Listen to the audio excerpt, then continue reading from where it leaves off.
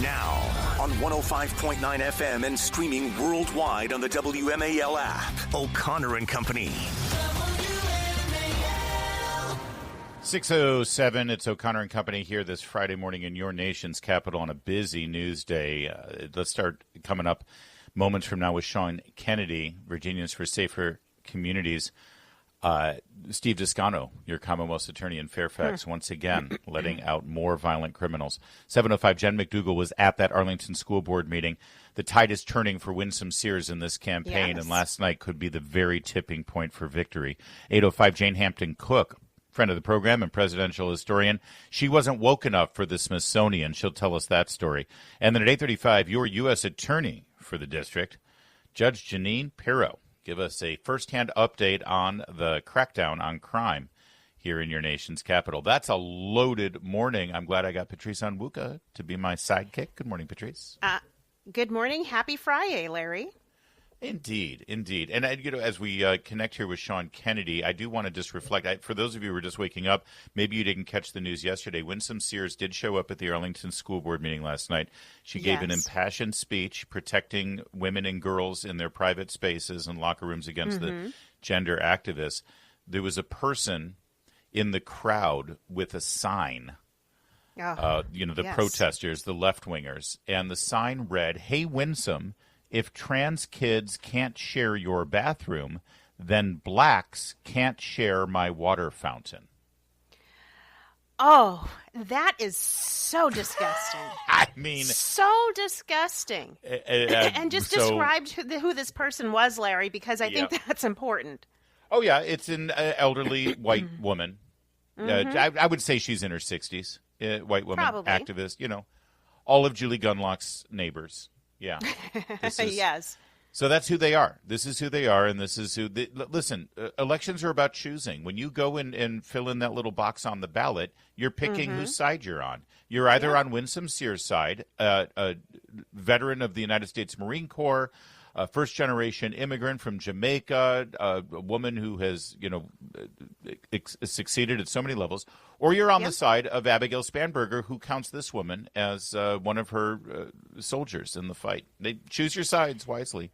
Here we got Sean Kennedy now, Virginians for Safer Communities. I know you were shocked to find out that there's just a little bit of angry racism just under the surface of all these left-wing Democrat activists, right, Sean?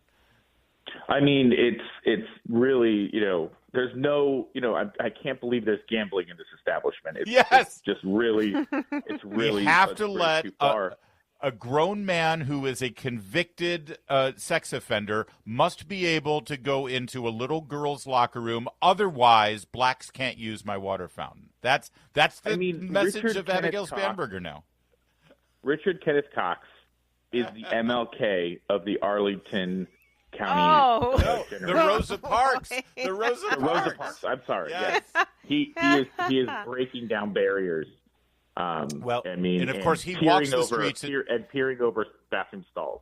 He walks the streets and prowls little girls' bathrooms and locker rooms in many respects because of James Walkinshaw, the supervisor in Fairfax County who's now running for Congress, and also, of course, Steve Descano, the Commonwealth's attorney. And that's just scratching the surface on Descano. You've got more for us. That's why you're here. Go for it. Well, the individual who was arrested on the National Mall and was screaming, "Don't tase me, bro," to ICE in Spanish, obviously, was actually a child predator. And he was arrested. His name is David Perez Teofani, and he was arrested in January of last year, 2024, for sexual battery on a child and indecent liberties proposed against the child under the age of 13. And my sources, after NBC4 reported last night that I spoke to Descano, you can talk about it in a second, but reported that it was a relative. My sources tell me it was actually his daughter, and he did obviously something awful to his own daughter. And then Descano said on NBC4 the reason they null pros, which means prosecutor dropped, not the judge dismissing it, but he decided to drop it, was because the witness, in this case a child, did not want to go forward. But in fact, it was his own daughter, and the mother that Descano is referring to is his wife or his partner. So this individual basically could have easily intimidated his own wife and child, who he, has the only source of income for and lives with, into not testifying. Yeah. There was enough evidence to hold him on bond in January when it happened, which means the magistrate said this is serious, not that this is, just made up or whatever. They didn't want to release him back to these people. And of course, after intimidating these witnesses, the charges were dropped in August. Well, this all happened in 2024, and Descano's comments last night on NBC4 were, in the American justice system, we have to have evidence, and da-da-da-da. Well, first of all, you obviously didn't get your act together to, assure them that they would be protected because they didn't believe you, so they didn't proceed. And then on top of that, we have this recourse for people who aren't American, who are in the American justice system. We can send them home if they commit crimes, even if they weren't convicted of them. That's called ICE. But in 2024, Joe Biden ran ICE, and they weren't doing anything. So his claim that somehow ICE is intimidating people out of participating is absurd, because it wasn't this ICE, it was the old ICE. So what it was he was aiding and abetting a man who was an illegally present individual who hurt his own child and was now free to go. And now that he's seeing consequences after Descano lacked consequences, he's really big mad at ICE for enforcing laws in this country, which is something he doesn't really like to do. But, somebody doing it really ticks him off. It's unbelievable, Sean. I saw Descano on the news last night trying to stumble through an answer defending his inability to prosecute a child rapist against their own child, allegedly. I'll put that word in there just to protect us there. But, the people, though, keep putting him in office. And, do you think now that even local news is starting to, put questions to why these prosecutors are allowing these crimes to go unpunished? Do you think that maybe now the dam is breaking against the Steve Descanos and others in Virginia who are skating by, getting reelected year after term after term, and not being held accountable for the consequences of their policies or their inaction? I mean, from your lips to God's ears, inshallah, whatever you want to say. But yes, I hope. But we're at the point where I'm dejected in the sense that they had plenty of evidence last time around, and the whole election there actually turned not on victims, not on crime, not on incompetence, all of Descano's best traits, but it turned on abortion because they sort of caught his opponent Ed Nuttall saying he would prosecute all the laws, and they said including some kind of anti-abortion law out of Richmond, and he hemmed and hawed. And when he did that, they basically turned that into an ad saying he's some kind of pro-life radical and all this other stuff. So this has to happen in the Democratic primary. So what you're asking, Patrice, is are Democrats going to wake up in Arlington, in Fairfax, in Loudoun? In Loudoun, by the skin of our teeth, Bob Anderson, the former Commonwealth's attorney in the early 2000s, won, getting outspent 13-1. Buddha Bimari spent $1.3 million. Bob didn't even spend $100,000 to win that election. And that was partially because his Democratic primary opponent, or her Democratic primary opponent, Buddha Bimari, beat her up and allowed Republicans to win the seat because everyone was sick of Buddha. But Fairfax and Arlington are much more lopsided, so it's a much tougher hill to climb. And we're in a position where Democrats have to do this. This has to be a family squabble, and you have to ask your Democratic friends and your Democratic listeners to say, when's enough?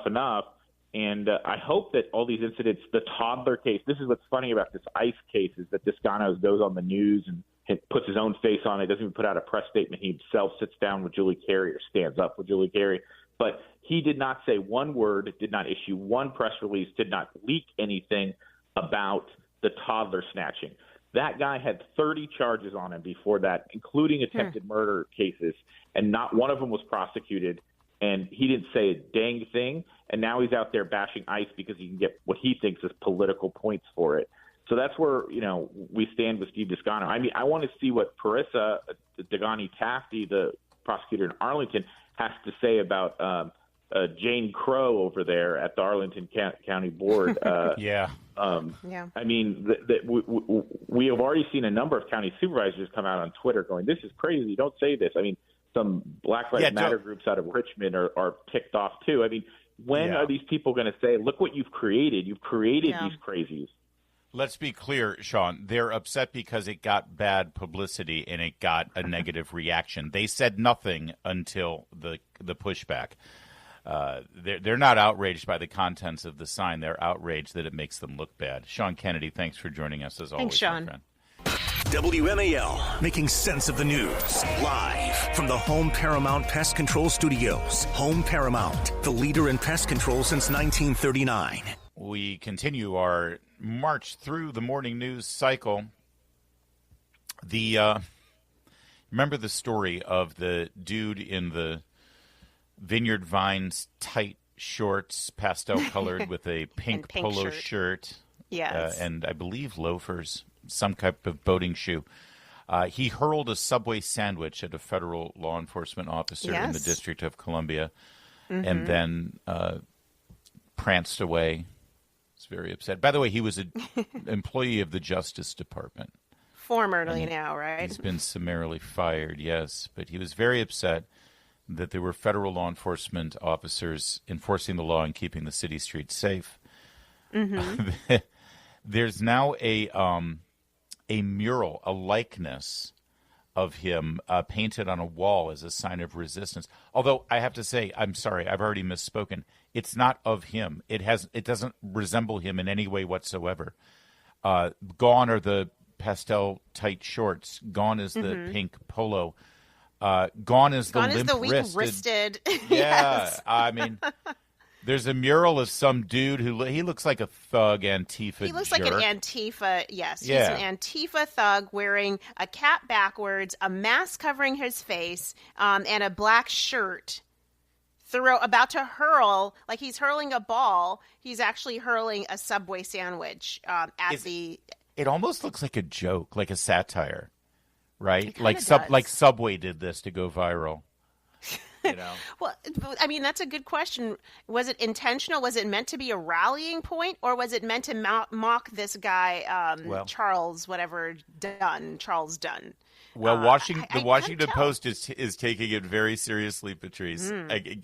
Check out this headline: How a thrown sub made sandwich guy a resistance icon in Trump's D.C. Oh goodness. They really won't stop. They really can't stop. They really can't stop themselves, Larry.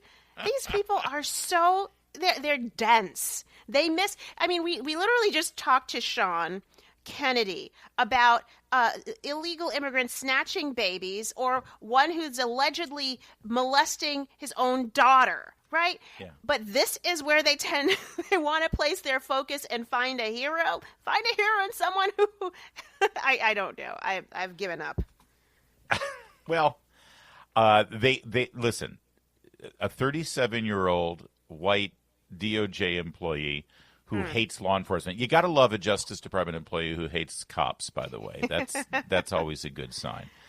And he throws a Subway sandwich and then it goes prancing away in fear for his life. And then he gets tackled to the ground and arrested and loses his job. That's actually, I'm with the Washington Post. He is the perfect symbol for the so-called resistance in this town. Because if you go into a black neighborhood and you ask anybody on the street, do you think we should have more cops on the street here to enforce crime? They'll say, hell yes. Where are my cops? Where I'm paying my taxes. How come I don't get cops on my street to keep things safe? Our kids are, caught in the crossfire. Let's go. But this guy living in his privileged life in D.C., who actually, while he's doing it, he's probably screaming that the cop is racist. Probably. And I think it's the perfect example. Yeah, he said "F you, fascist," and then said that they're shameful. Walked away, then came back and chucked the sandwich. So the latest, the rent-a-crowds that come out and protest and stand in front of the White House, and they all look the same. They've all got the same. They've got their graduate degrees from some East Coast liberal arts college. But now, as they protest, Patrice, they're holding up Subway sandwiches in the air. As a sign of the resistance. Now, does Subway like that? Is that good for their brand? I mean, it's good for their sales, but they is sold that a good sandwich, for their right? brand? They sold a Well, sandwich. Good for them, right? what? This is I don't know, Larry. I just think that these people are that's the problem. When you are a rent a protester, you really don't get it. You really don't care. You just show up wherever the paycheck sends you, and as stupid as you look, you're willing to go to the ends. Yeah, these are the same people who will protest against, big corporations and, the gentrification of neighborhoods and stuff, and yet they're celebrating Subway as their sign. Think about it. It's 6:23. Now on 105.9 FM and streaming worldwide on the WMAL app. O'Connor and Company.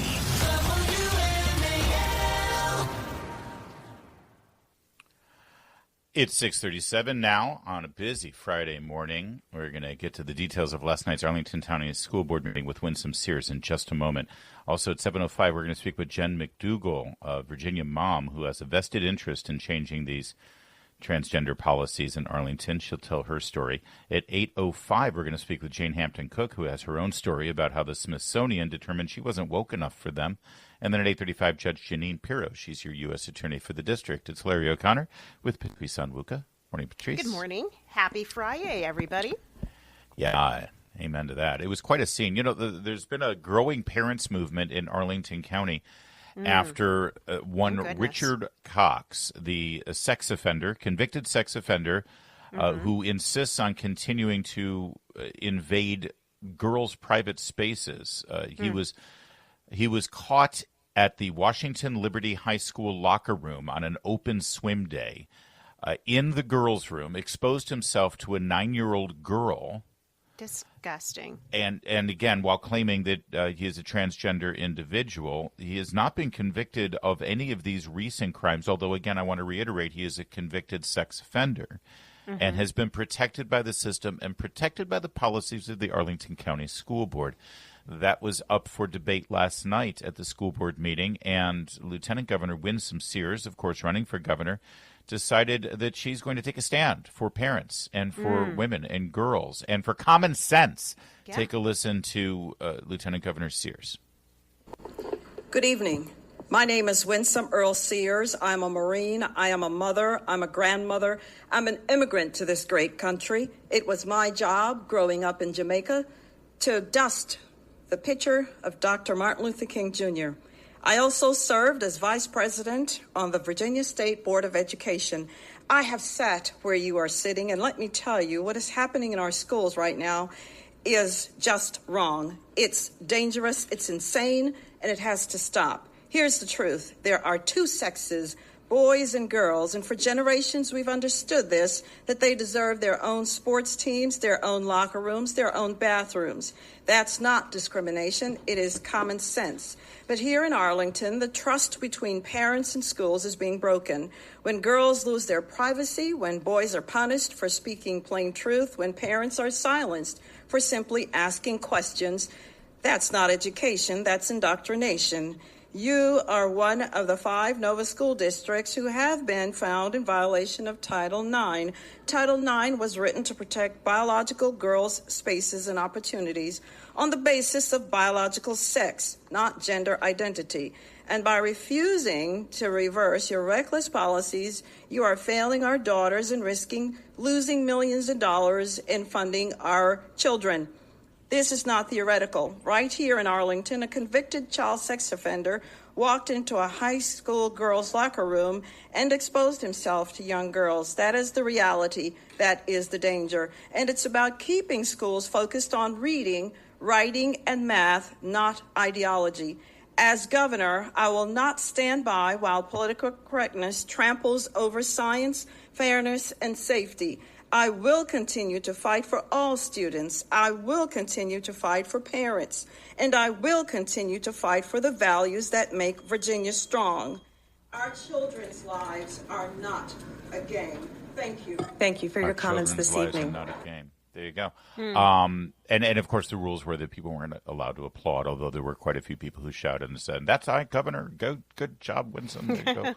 But so much of that is common sense, Patrice, but that's what needs to be said right now. And she said it. For generations, it's been common sense. It's been science that there are two sexes. What she said was not red meat. It was something. Her comments were something that independent, even left-leaning parents could say, "Yeah, actually, there are two sexes. Yeah, actually, I want my daughters to be able to compete against other girls, not boys." I mean, I think that she really appealed across the board to everybody, but the heretics and the crazy fanaticals who are bought and sold on these ultra-liberal radical policies. Yeah. And by the way, let's take a moment here because obviously this is a hot issue. Voters care about it. Even in deep blue Arlington, you had parents coming out saying enough is enough.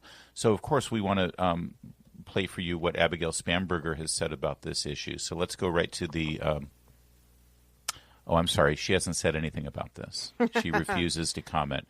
She won't comment. She is hiding from this issue in the basement like she's Joe Biden approaching senility, although I don't think she's quite at that level in terms of her mental health concerns, but who knows? The only thing that we know about Abigail Spanberger's position on this issue is that when given the opportunity as a member of Congress, she voted to put men in little girls' locker rooms. She voted in favor of Richard Cox, a convicted sex offender, invading a little girl's private space.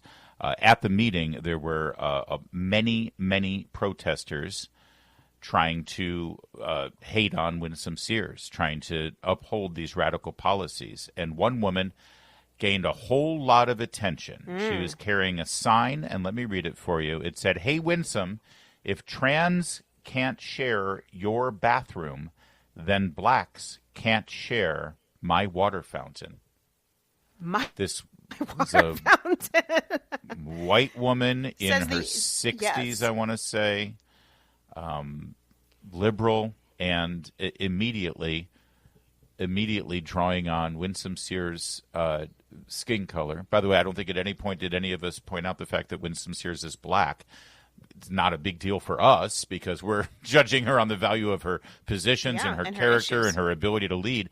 But to this woman, apparently, Winsome Sears is reduced down to a black woman. And if you're a black conservative, then Jim Crow is thrown at your face. We've seen Clarence Thomas have to deal with this his entire career, and Byron Donalds, and any black conservative who dares to wander off of this woman's plantation and think for themselves. It was a despicable moment for this campaign, but a clarifying one at that.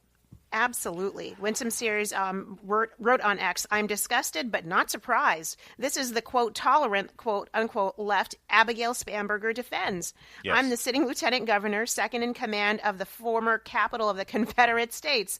I'm an immigrant, a Marine, and above all, a human being. There is no place for this disgusting hatred in our Commonwealth. Anyone who doesn't condemn this sign is complicit in approving it." Kudos to her. I think this moment is a big moment. It exposes the left's intolerance. And I think for Winsome Sears, it's also capitalizing on the rallying of parents who were concerned about what their kids were learning several years ago, and they elected Governor Youngkin, and they're concerned about women's sports and girls' spaces.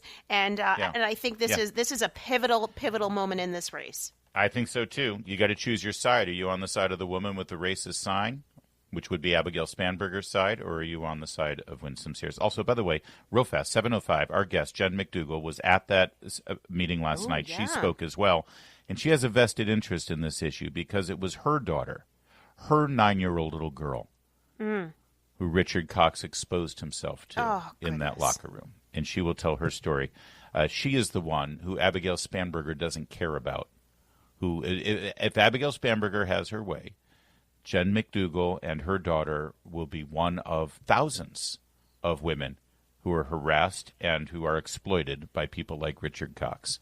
So we'll get to Jen McDougall coming up at 7:05. Right now it's 6:49 now. Ian Sams, who was one of the top spokespersons for President Biden during the Biden administration, he was also a senior advisor to President Biden. He testified behind closed doors yesterday for the Oversight Committee, looking into the potential cover-up of President Biden's mental capacity and capabilities, right?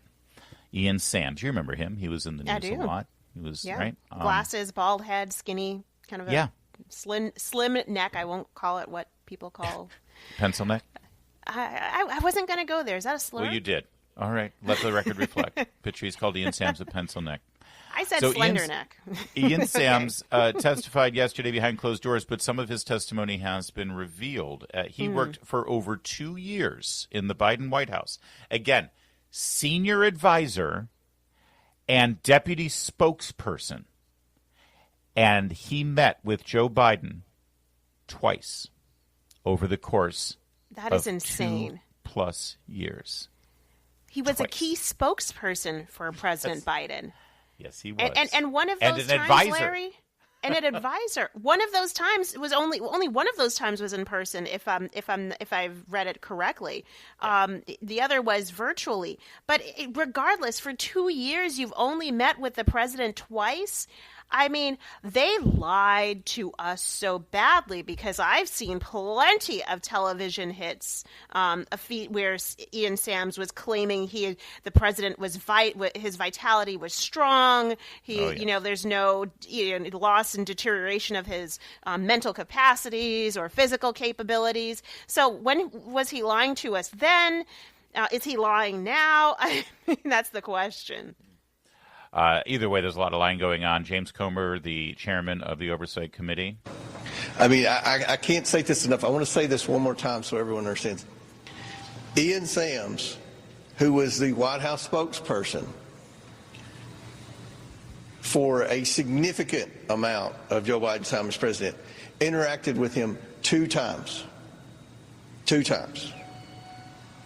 So, we're going to continue to bring people in. And again, this person, Ian Sams, is the one that would counter everything Robert Hur, or anytime anyone would suggest that Joe Biden wasn't mentally fit, he would say, no, he's at the top of his game. Every time he tweeted out, and there several times he gave interviews on MSNBC. That's right. He was one of those ones. Top of his game, sharp as a tack. How dare you suggest that, you're just being ageist. He's great. He's the best. He runs circles around the staff. He met him twice. He met him twice. The scandal is just beginning. It's 6:52. Making sense of your world. Thanks for taking my call. News Talk 105.9 WMAL. Greatly appreciated. Making sense of the news.